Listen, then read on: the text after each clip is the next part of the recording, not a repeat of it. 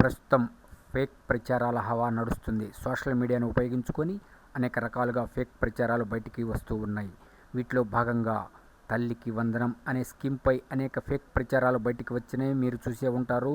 న్యూస్లో, వార్తాపత్రికల్లో, వెబ్ మీడియాల్లో అనేక విధాలుగా ఫేక్ ప్రచారాలు జరుగుతున్నాయి. దీనికి కౌంటర్గా తెలుగుదేశం పార్టీ ట్విట్టర్ హ్యాండిల్లో ఎంతమంది పిల్లలున్నా తల్లికి వందనం అని జీవోలో స్పష్టంగా ఉన్న ఒక్కరికే అంటూ కొన్ని పత్రికల్లో ఫేక్ ప్రచారం చేయిస్తున్నారని ప్రకటించేశారు. అంటే తల్లికి వందనంపై ఫేక్ ప్రచారం జరుగుతుంది అన్నది కన్ఫామ్ అయినది. ఎందుకు అంటే జీవోలని స్పష్టంగా ఇచ్చారు. ఎంతమంది పిల్లలున్నా తల్లికి వందనం అని స్పష్టంగా వారు చెప్పారు. ఎంతమంది పిల్లలున్నా తల్లికి వందనం అని.